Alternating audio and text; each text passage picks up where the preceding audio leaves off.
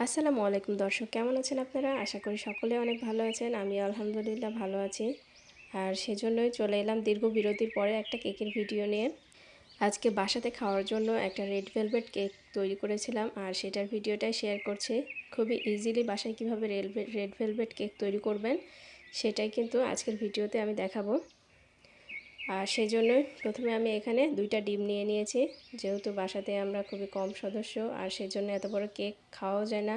2-3 দিন পরে কেক খেতেও ভালো লাগে না, সেই জন্যই ছোট করে তৈরি করতে চাচ্ছিলাম। আর সেই জন্যই 2টা ডিম নিয়েছি। আজকে 2টা ডিমে কিভাবে রেড ভেলভেট কেক তৈরি করবেন সেই উপকরণগুলো একদম পারফেক্টলি দেখিয়ে দিব। ভিডিওটা A to Z দেখার চেষ্টা করবেন, তাহলে কিন্তু বাসায় আপনারা আর এই 500-600 টাকা দিয়ে কেক কিনে খেতে হবে না। আজকের ভিডিও দেখে বাসাতেই সুন্দরভাবে কেকটা তৈরি করতে পারবেন। 2টা ডিমের জন্য আমি এখানে 1/3 কাপ মানে 1 কাপের 3 ভাগের 1 ভাগ চিনি ইউজ করেছি। চিনিটাকে আমি 2বারে দিয়েছি। আর এখন এটাকে বিট করব যতক্ষণ পর্যন্ত চিনিটা গলে না যাবে, আর এটার কালার এবং ফর্মটা যতক্ষণ না সাদা হয়ে যাচ্ছে ততক্ষণ পর্যন্ত বিট করে নেব। তো এই তো দেখছেন ফর্মটা বেশ ক্রিমি হয়ে এসেছে এবং একটু কালারটাও চেঞ্জ হয়ে গেছে, সাদা সাদা হয়ে গেছে। এ পর্যায়ে আমি বিট করাটা থামিয়ে দিচ্ছি। আর এখন আমি আস্তে আস্তে বাকি উপকরণগুলো মিক্সড করে নেব। তো যেহেতু রেড ভেলভেট, তো রেড কালার তো লাগবে, অল্প একটু রেড কালার। এবং আমি কিছুটা তেল নিয়ে নিয়েছি, এটা হলো ফ্রেশ সয়াবিন তেল বা সূর্যমুখী, যেটা আপনারা ইউজ করবেন। আর তারপরে দিয়ে দিলাম 2 টেবিল চামচের মতো ঘি। আপনারা বাটারও ইউজ করতে পারেন। আর এখন এটাকে 30 সেকেন্ডের মতো বিট করে নিচ্ছি। আর এরপরে দিয়ে দিব শুকনো উপকরণগুলো। এখানে আটার বদলে ময়দা ইউজ করতে হবে, কারণ আটা দিয়ে কিন্তু কেক হয় না, তাই ময়দাটা দিবেন। আর ময়দার পরিমাণটা এখানে হলো হাফ কাপেরও কম, মানে 1 কাপের থেকে 1/3 কাপ নিয়ে নেবেন। আর তার সাথে 1/3 কাপের যে পরিমাণটা, সেখান থেকে 2 চামচ ময়দা উঠিয়ে রাখবেন, কারণ 2 চামচ এখানে কর্নফ্লাওয়ার ইউজ করতে হবে। তো ময়দার পরিমাণটা খুবই কম, এখানে দিয়ে দিলাম 2 চামচ কর্নফ্লাওয়ার, আর একটু দিয়ে দিলাম ভ্যানিলা এসেন্স, স্বাদমতো লবণ দিয়ে দিলাম একটু, আর দিয়ে দিব 2 চামচ গুঁড়া দুধ। এখন এটাকে বিটারের একটা স্ট্রেনার দিয়ে একদিকে ঘুরিয়ে ঘুরিয়ে মিক্সড করে নেব। কখনো এলোপাথারি ঘোরাবেন না, কেক যখন মিক্সড করবেন শুকনো উপকরণগুলো তখন একদিকে ঘুরিয়ে ঘুরিয়ে মিক্সড করবেন। আর সেটাও খুবই আলতো হাতে, যেন ফর্মটা ভেঙে না যায়। ফর্মটা যতটা বসে যাবে কেকটা কিন্তু ততই খারাপ হতে থাকবে, তাই এদিকে লক্ষ্য রাখবেন।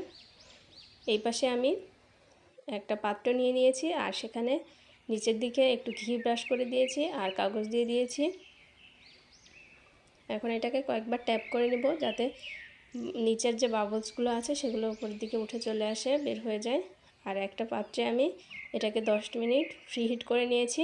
করার পরে কেকটাকে এখানে বসিয়ে দিয়েছি একটা স্ট্যান্ডারের উপরে, আর এই তাপমাত্রাটা রেখেছি 150 ডিগ্রি সেলসিয়াস। এটাকে আমি 20 মিনিটের মতো বেক করে নিয়েছি, আর বেক করে ঠান্ডা করতে ফ্রিজে রেখে দিয়েছি।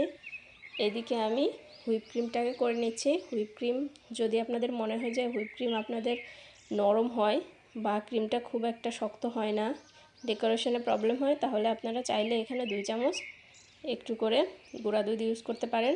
তাহলে দেখবেন যে ক্রিমটা বেশ একটু টাইট হচ্ছে, আর ডেকোরেশনের ক্ষেত্রেও সুবিধা হচ্ছে।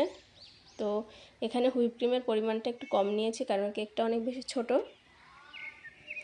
সেজন্য ক্রিমটা নিয়েছি। আর যেহেতু বাসায় খাবো, তাই ক্রিম খুব একটা ইউজ করতে চাচ্ছিলাম না।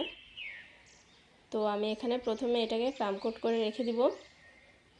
আর সুগার সিরাপ অবশ্যই ইউজ করবেন। সুগার সিরাপ আমি এখানে দুধ এবং চিনি ইউজ করেছি।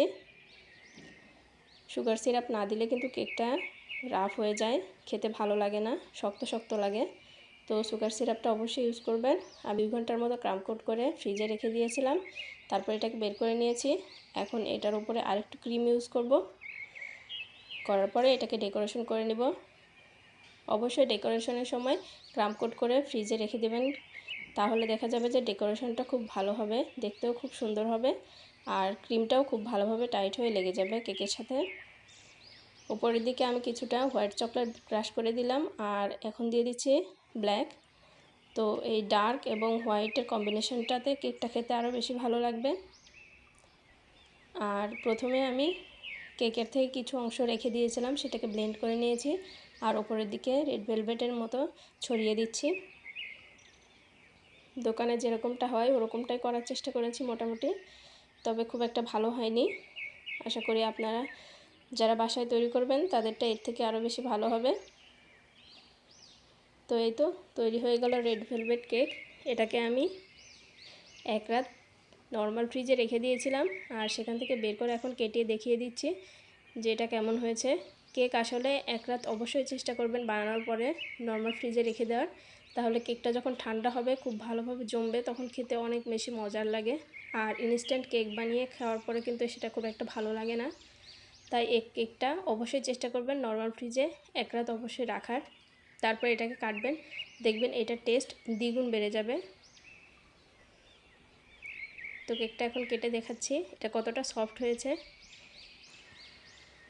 তো এই ছিল আজকে আমাদের রেড ভেলভেট কেকের রেসিপি। আশা করি আপনাদের কাছে ভালো লেগেছে, আর কার কেমন লেগেছে অবশ্যই কমেন্টস করে জানাবেন। আর আপনারা কিভাবে বাসায় তৈরি করেন সেটাও অবশ্যই জানাবেন। যদি আমার কোনো কিছু ভুল হয়ে থাকে তাহলে সংশোধন করে নেব। তো আজকে এই পর্যন্তই, সকলে ভালো থাকবেন, আর বাসায় এরকম সুন্দর সুন্দর রেসিপি করে ফ্যামিলি মেম্বারদের খাওয়াবেন, দেখবেন তারা অনেক খুশি হবে। আজকে এই পর্যন্তই, আল্লাহ হাফেজ।